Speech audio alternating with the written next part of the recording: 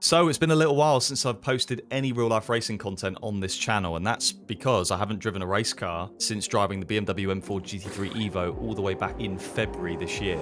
However, that was until I flew over to America recently for a family holiday, and that was going really well, by the way. I was relaxing, I was going on roller coasters every day, I was eating lots of burgers, I was unwinding from just, the year of graft. That was until the 23rd of August, which on the morning of, I came out the shower, looked at my phone, and I had a WhatsApp message along the lines of, "Hi James, are you available for the Nürburgring next weekend?" from Garage 59. So, understandably, I immediately packed all my kit up, got on the next flight back home to the UK, packed my race kit, prepped on the sim, and yeah, got my eye in around Nürburgring, as I've not driven that track on the sim for a little while. And of course, it's my first time driving it in real life. And yeah, something that will interest a lot of you going into this. So this is the first time I've used iRacing to prepare for a real life race. The determining factor for me was the fact that iRacing has, without doubt, the best wet physics in sim racing. And yeah, with the weather forecast for the Nürburgring saying it was likely going to be wet, I thought that might come in handy, knowing where to brake offline, what lines to take in all the corners, that sort of stuff. On 5 days notice and 7 months out of a race car, with only the sim to keep me sharp, how would I get on at the highest level of GT racing? Let's find out. Right then, so on Wednesday evening we got there and we were in for a bit of a shock from the get-go. We got to the hotel room, started unpacking the bags, and before you know it, we were greeted by a big scary German bat, which was terrifying, and to be honest, I didn't deal with it very well. Fortunately, my girlfriend Katie did. How are you not scared when it flies towards you? Well, because the worst thing it's going to do is just bump into me, isn't it? We got it out of the room without harming the animal, which is obviously the main thing. Then we progressed with the weekend. On Thursday, there was a 3-hour test session in the afternoon, and I managed to get 2 runs under my belt, around 15 laps, which is pretty good going. And yeah, after that, most of the nerves had gone. When you have 7 months out of a race car and you get thrown into this scenario, it's not a chill test day. You're into basically an official test session with 60 other cars. Self-doubt does start to creep in. So yeah, fortunately, after that run or 2 runs, I was into the weekend, I was in the swing of things, and I was back to how I was feeling after Jeddah. This was also the session where I filmed a driver's eye POV video at the Nürburgring, so if you haven't seen that already, go and click the card above, it will take you to that, and it's definitely worth a watch. My teammates for the weekend were 2 individuals I've not actually raced with before, so Tom Fleming and Guillaume de Oliveira, or we called him Guy for short. As soon as I stepped in there with Guy, And yeah, we were racing in Silver Cup this time around, so all 3 of us are silver graded drivers, so we're racing in Silver Cup. There were 18 entries in Silver Cup this time around, and I think there were 61 cars in total racing at the Nürburgring, which, yeah, around the Nürburgring GP track, that's a lot of cars, so it was very busy, very congested. But yeah, once Thursday was over, there was no on-track action actually on Friday. There was only a bronze test, which, of course, I wasn't involved with.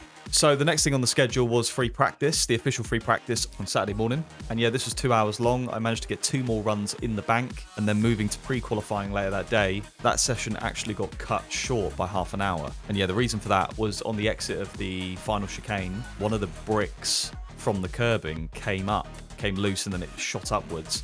And cars were basically getting lots of damage as they ran over it. And yeah, 2 of the Garage 59 cars actually got pretty bad front splitter damage from running over this brick. And yeah, fortunately I wasn't one of them, so I got really lucky there to not catch that curb at the wrong time. But yeah, everyone lost half an hour of track time in that session, so that's not ideal. But overall, going into Sunday, we felt pretty good. We felt fast. We felt the driver swaps and the pit stops were pretty slick. The car setup-wise felt like it was in a decent place. The BOP, or the BOP, seemed slightly less favourable than at other rounds. Just talking to McLaren drivers, they all felt the car was stronger at previous tracks, so that wasn't fully on our side, but that could have changed overnight as well. So ultimately, we just needed to turn up, deliver, and we were pretty confident we could get some sort of result. So I was in the first qualifying session, and I managed to set 3 laps within, I think it was 200ths of each other, which doesn't usually happen. It's probably a sign I didn't get the most out of the tyre, so that was a bit strange. The quickest one of those laps was a 154.792, which was good enough to put me P14 out of 61 cars, which, yeah, it was about half a second off the overall quickest time in that session, about 2.5 tenths off the quickest McLaren. P14 overall, second quickest McLaren. At this level, overall, I will take that. The laps were decent, they were a little bit scrappy, and I guess that's to be expected with a slight lack of track time. But yeah, let's quickly watch the lap, just to give you an idea of what a McLaren 720S GT3 Evo is like. on the limit at the Nürburgring.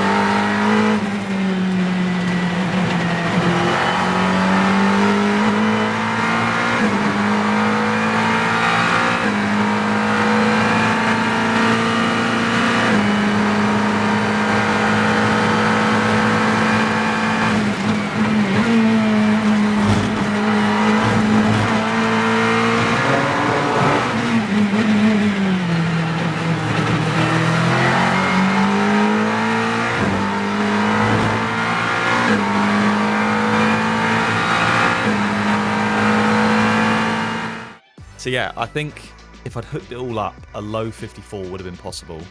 But how many drivers can sit there and say there was more in the tank? Probably all of them will say that. So yeah, my teammates also did a cracking job in their sessions. And overall, we qualified P11 out of 61 cars.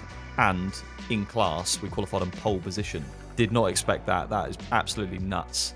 And yeah, what was even more nuts was that I got given the responsibility by the team to start the race. So yeah, that's a bit mental because that's not happened before. And yeah, overall then, the running order for the race was me at the beginning, followed by Guy in the mid stint, and then Tom at the end in the final stint. So it was only a 3-hour race, so we basically do 1 hour each. And yeah, if we move to the start of the race then, so once I'd taken the car around to the grid, and then of course done the warm-up lap, it was time to do my first ever GT World Challenge race start. So we're going to watch it through. I've got it on my screen right here.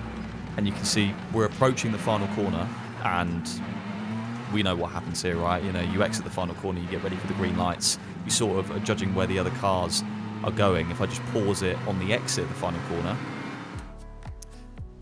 So you can see I'm both on throttle and brake for the entirety of this start procedure. And that's to basically build the turbo boost because the McLaren's got a turbo. And what you might be able to see on the dash, which is in front of my head, is it came up with an indicator that said boost ready, right? And I didn't know that was a thing. So clearly I was doing it correctly. I got shown roughly how to do the race start, but I didn't know there'd be a warning saying boost ready. So as soon as I saw that, I was like, right, turbo must be fully spooled up. And then I was just waiting to basically release the brake and just send it and see how good a start I got, so let's quickly play. So you can see I'm right up behind the BMW, just judging, because I can't see the green light, so I'm just judging when the other cars are going. Unfortunately, when I released the brake here, I got a good start. I was right on the back of the Porsche immediately, so I knew at this point, right, I've got an absolute banger of a start. Cleared the McLaren on the left-hand side. Was quite cautious on the braking into T1. I thought, this is a 3-hour endurance race, and as you'll see on this opening lap, I couldn't believe how hard everyone was fighting for a 3-hour race. Like, these pros, and these are, you can see on the front bumper or the back bumper of this Porsche, these are all pros for the most part. So you've got factory Porsche drivers, Mercedes drivers, there's Mara Engels in there, other, you know, Aston Martin drivers, BMW factory drivers, Farfus is at the front of the field in the Rover racing car. So this is literally the pinnacle of GT3 racing, and we're in and amongst it, you know, trying to fit ourselves in without getting damaged. I was being quite cautious. You can see I don't really go for any moves on anyone throughout the entirety of Sector 1. You can see going into Sector 2 here, there's a lot of fighting going on ahead. You know, cars side by side, rubbing doors with each other. You can see that Aston almost shove the other Garage 59 McLaren, Adam Smalley, onto the grass. So the other Garage 59 McLaren had a very good quali as well. But I'm just hanging back. I'm leaving like half a second here. I had a decent gap behind to the BMW, so I was like, I'm not going to take any risks. Just in case something goes pear-shaped here, I'm not going to get involved. You can see on the exit of Schumacher S there, gravel absolutely everywhere as these cars are going absolutely nuts at each other. And it was honestly, going into this race start, it was probably the most nervous I've been for a race. You can see on the exit of T12 there, we get a really good run on Maro Engel and the other Porsche. And at this point, I'm probably clear of the Porsche, but because Maro Engel defended the inside ever so slightly, and the Porsche, I knew the Porsche was going to try and hang around the outside. I really didn't want to get involved in a crash or an incident this early on, so I probably was a bit conservative there going through the final chicane, but the car lived to fight another day, and ultimately that got us the result we needed. So, you know, this is Silver Cup. Let me stop it there. This is Silver Cup, and we are in the silver class. These are pros, so when you think about it, they're not really in our class, so it seemed a bit unnecessary to fight them too hard, given that the second place silver car was 2 or 3 seconds back. But yeah, aside from the start, which without doubt is the most adrenaline-filled experience I've ever had. Like, it was absolutely wild, that first lap. The rest of the stint was relatively tame, actually, in terms of action, but it was still pretty intense from where I was sat, because the pace was nuts. Trying to keep up with the caliber of drivers and teams that I was racing against was not easy, and I managed to just do it, or I managed to just stay in touch with the lead group for the most part. I had the Verstappen.com Aston Martin right behind me for the entire stint, pretty much. And yeah, we were both chasing the pack in front. So, but yeah, 65 minutes into the race, that was the end of my stint. That was when we reached the stint timer. So I boxed, and because we boxed quite a bit later than a few other cars, I ended up finishing my stint in P6 overall, first in class. I think with a 10-second lead to P2 in class. So we were looking really good. And yeah, then Guy got in the car, went out for his stint. We lost a couple of seconds at the pit stop because we had to let a car come past, so we didn't get an unsafe release. So that was a little bit unfortunate. And then during the stint, P2 in class caught up with Guy, and they had their teammates with them. So their teammates were in a different class, but they were operating out of the same garage. And both of them basically muscled their way past and bullied Guy, which definitely put us on the back foot. And so yeah, at that point we'd lost the class lead, and P3 in class was right on us as well. And ironically, it was a Paradigm competition BMW, which some of you may remember I did a test with them earlier in the year, so I found that quite funny. And yeah, Guy and the BMW had a bit of a scrap, which resulted in the BMW passing us in turn 2 with quite an aggressive move, which was later penalised. So they picked up a 10-second penalty for the move. So although we dropped to P3, we were still effectively P2 in class, but we were quite a long way off the leaders in class at this point. I think we were like 13 seconds behind them at this point. Then what happened though is that a well-timed full course yellow came out, and this came out effectively after a lot of the cars had already pitted. We at this point had not boxed, so we could then come in under full course yellow conditions. And as we know from F1, if a car makes a pit stop under virtual safety car, they gain a lot of time on their competitors. And it's the same with the full course yellow, you get a cheap pit stop. So yeah, Guy came in, Tom got in the car for the final stint. We gained a fair amount under that full course yellow, and we'd moved up the pack quite a bit actually, and we got closer to the class leaders, which saved our race in a way. But yeah, for the restart, Tom definitely had his work cut out. He was surrounded by lots of pro cars, all going hell for leather in the final stint of the race, and he obviously had to try and catch and overtake the class leaders as well. It was around this point in the race where we'd found out we picked up a 10-second penalty, and it was for a full course yellow speed infringement during Guy's stint. So yeah, despite the fact the team had hard evidence that we'd not done this, and it was basically a false alarm on SRO's part, yeah, we still got a 10-second penalty. So the team appealed it during the race, and we were hoping come the end of the race that might get rescinded and it wouldn't come into play. Back to the racing though, Tom did a mega job in that final stint to hunt down the leaders, amongst all the pros, overtake the leaders with an unbelievable move. In fact, you know what? Let's just show the move quickly. Look for that Lamborghini. He's always in the same place. Fleming trying to get the class lead. Of course, he's got a 10-second penalty, but for now, he doesn't care about that. Cesar Gazzo is just losing places, hands over fist. Fleming forces him out wide onto the dirty part of the track. Gazzo fights back, and here we have Harry King in the Verstappen.com Aston Martin to make it 3 wide in the double 3 car. Fleming hasn't seen him. I don't think they're still 3 wide. Harry King easing them all out there. Kelvin van der Linde and that BMW needs to be careful. He's in the championship hunt, doesn't need to get involved, although he's having a bad day already.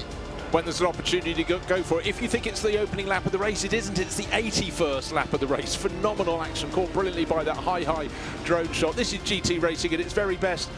And Raffaele Marcello has nothing to do with it. He's streaking clear. He's well just under 5 seconds clear. But all the action is coming just at the tail end of the top 10. Yeah, absolutely mega move from Tom, and he managed to gap P2 in class by I think 2.5 seconds come the end of the race. So yeah, come the checkered flag, we would take the class victory and finish P10 overall, which is an unbelievable result. However, the penalty didn't get rescinded by the stewards, and we would drop as a result to P2 in class and P18 overall, which the team felt was very unfair given the evidence that they had that we'd not sped under full cross yellow conditions earlier in the race. So on top of that, right, so we had a 10-second penalty and we got jumped in the end by P2 in class, the Mercedes. That Mercedes team at the end of the race completely wiped out a Ferrari at T3, but they didn't pick up any penalty for it. So I think it's best if you guys have a quick look at that. Let's quickly have a look at that incident. High in the Eiffel Forest, the trees all around, brilliant racing surface, and this today has been absolutely phenomenal. And then suddenly we've got contact between Cesar Gazzo, silver class leader. He's just taken out Alessandro Pierguidi. He's about to lose a position to the Aston Martin. It's the 52 car. I beg your pardon. It was, oh dearie me. So in what universe is that not a penalty? You guys clearly all watch racing, right? How is that not a fairly substantial penalty? Like, he's completely wiped a car out going into turn 3. Mistake or not, doesn't really matter. The fact is he's spun around a car and advantage by contact, whatever you want to call it. Do any of you lot think it's not a penalty? So I just don't understand how that wasn't given, you know, at least a 10-second penalty. Like, it probably should be a drive-through or something. But anyway, I'm trying to not be salty because P2 in class and P18 overall, which is where we finished, is still absolutely fine. I just feel like we were robbed of a class victory, which, you know, stings a little bit. But yeah, it's still by far my best result in GT World Challenge, right? And I'm absolutely chuffed to bits with it. I did not expect that at all. As I always do, here's a lap chart showing you the driver's pace from the Nürburgring, and you can see I am in the mix with some very, very big names in the GT3 racing world, in the sports car racing world. So yeah, it's always a little bit of a pinch me moment when I read stuff like that, or when I look at pictures like that. I'm just like, wow, what is life right now? And of course, I can't end this video without showing you the trophy. Wait there. There we go. Quite a big one, so I can't really get it all in the shot, but silver second. It's a really cool trophy. I think it's actually the best looking trophy I've probably ever received. And of course, we've had a 3rd place in Jeddah, a 2nd place at the Nürburgring, so surely next time I'm out in a real race car, it's got to be a dub, innit? Righto, well, that's a little roundup for you all on what went down at the Nürburgring. Before I wrap up the video, though, a big thank you to both my teammates, Guy and Tom, who did a really great job all weekend, and a big thank you, of course, to Garage59. As always, I appreciate all of you watching the video and all the kind messages and comments I've received in the last couple of weeks. Give the video a like and subscribe if you really enjoyed it, and I will catch you all next time. Goodbye.